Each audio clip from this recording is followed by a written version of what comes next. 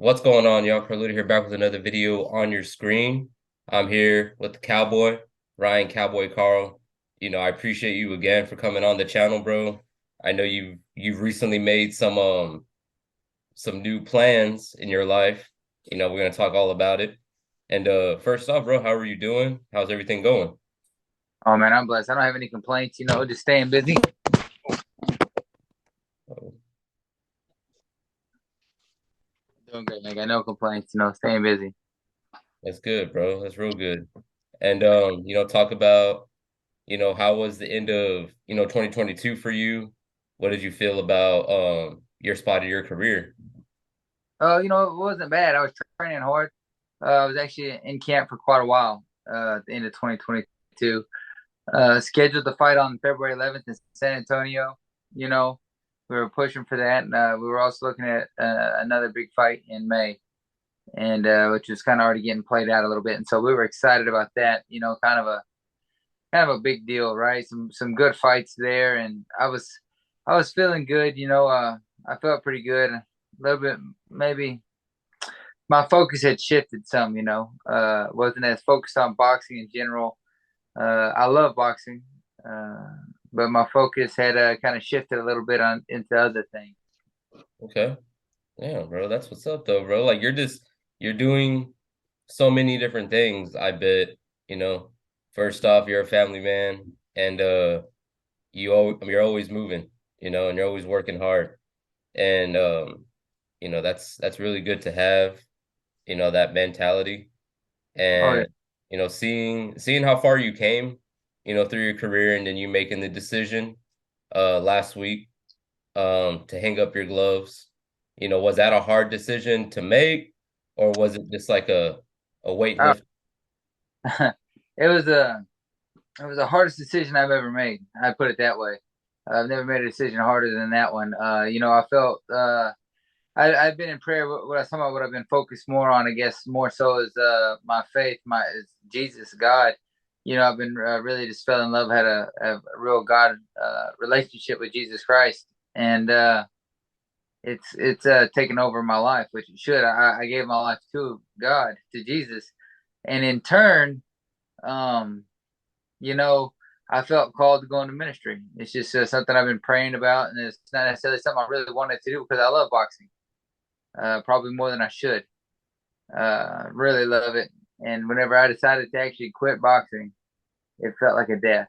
No, the only time I can describe it that I've ever felt that way was when my little sister died. Never felt anything like that besides then.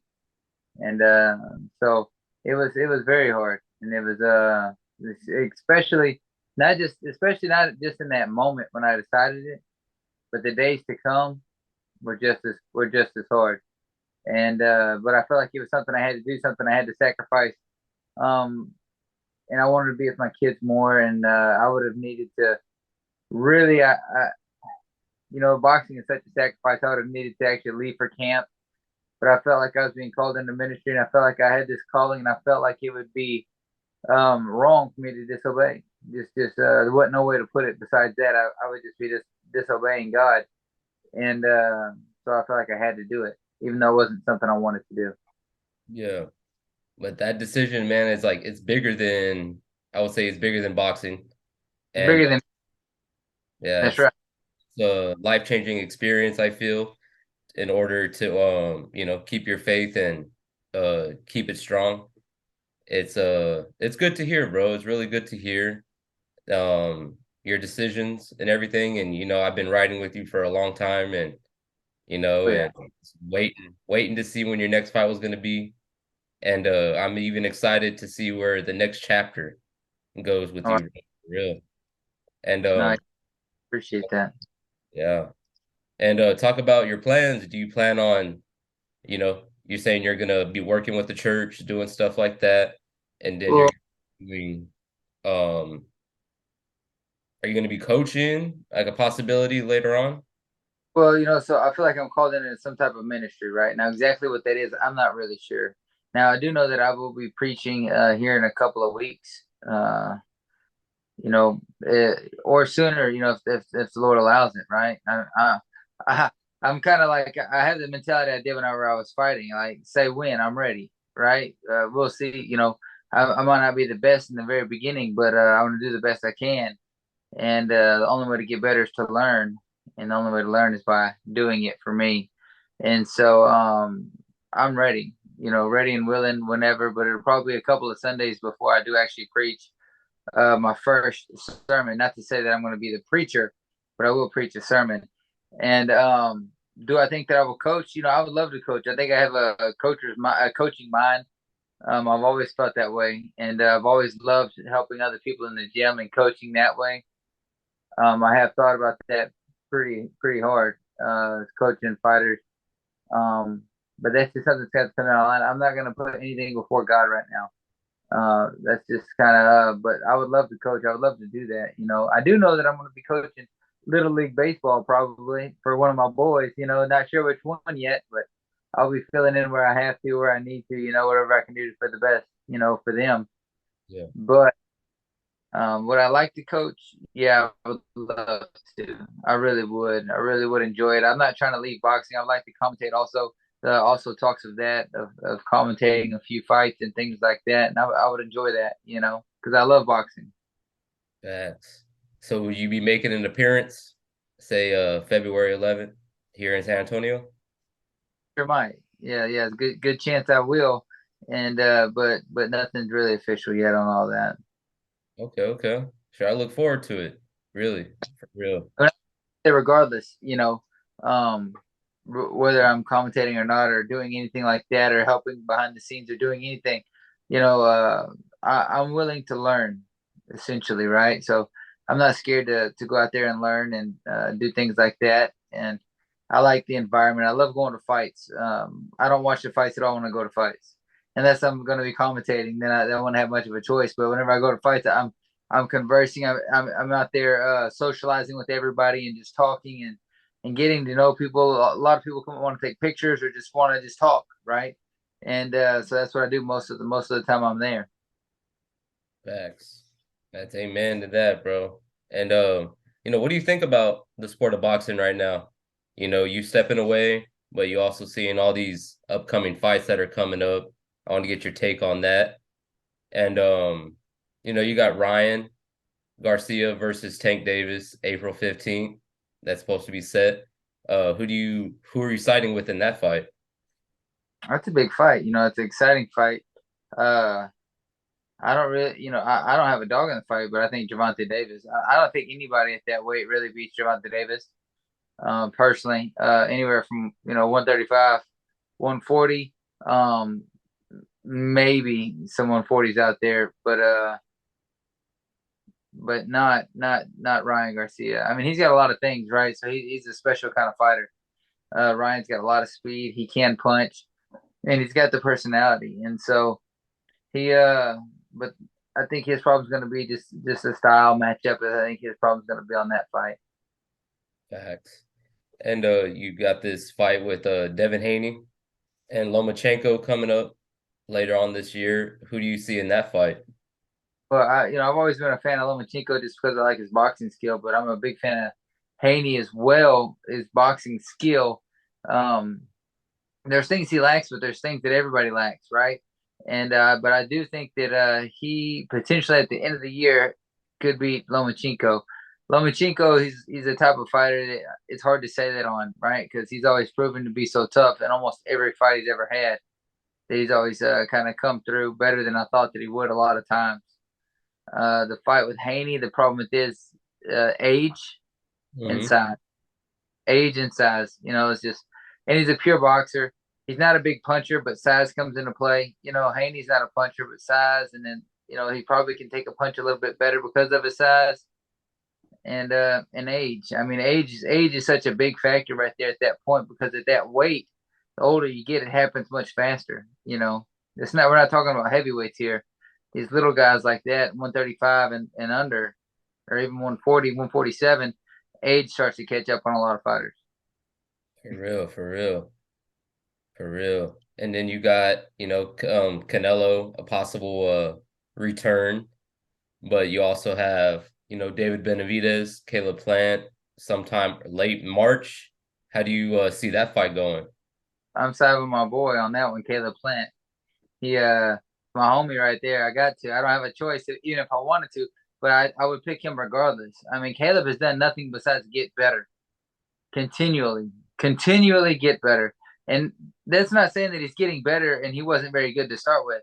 That's saying he was very good and now he's perfecting it, right? So now he's fixing all the little things.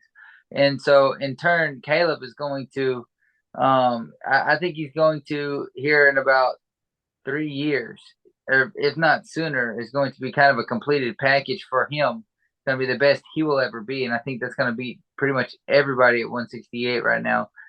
Besides, in 3 years, I don't know how long Canelo's going to hang on and be at the top of his thing, but right now Canelo's number one, of course, at 168. But I think Caleb Plant's not far from being easily number two if he isn't already. Facts. Facts. That's going to be an exciting match. I'm going to be watching it probably with like my eyes closed, but half one open or something because I like both of them. They're both I like Benavidez. I like him a lot too, but I like his style. It's kind of his personality. You know, he's kind of a no nonsense kind of fighter. He's exciting. He kind of says what he feels. He's kind of the guy that calls everybody out, but he will back it up. He'll step in the ring with you too. You know, he's not going to call you out and then run off. He's so I like a lot of things about him too. His personality, his the things he's gone through in his life. He's got a really good story and things like that. I think he's a top fighter. He's young. I think he's going to continue to get better too. But at the final stages of it, I think I see Caleb winning that fight. okay, okay. Damn, bro, it's going to be an exciting year of boxing. Even more exciting to see, where the Cowboy goes from here. Thank you for, taking time out of your day. God bless you, bro, for real. I don't get Oh, to see that very often. I appreciate that. I appreciate that so much, man. Because God is moving. He's doing powerful things. He calls us, and we have the choice to obey. We have the choice to disobey, and it's up to us. What do you want to do? So Facts, facts. To end off this interview, you got, many, many things that you're gonna be doing this year. Um, what's one fight, dream fight that you wish you could have had, a dream fight that I wish I could have had. but like between now, like the present and then the past. Oh, for any fighter of all time. Yeah, Oh, it would have been either Mickey Ward or Gaddy, or man, a mixture. that would be A fight, excellent. a fight with each of them. Just because of their hearts. And really, in all reality, those are the type of fights that any kind of matchmaker would not want, really, because or a manager if they were your manager, because you know that you're gonna have a hard fight no matter what. Win, lose, or draw, you're gonna have to go. You're gonna have to go through a lot of trouble. You're gonna have to go through a lot of a fighter that has a lot of heart is always gonna cause you more trouble in the end. I feel like most times, because you can be beating them up and it don't matter. They're still gonna be there. They're gonna catch you when they can, and they're still got that live dog in them all the time. And they were like that, but they were also the top of their game. Ricky Hatton, a fight like that with Ricky Hatton. I was a huge Ricky Hatton fan, especially as a kid.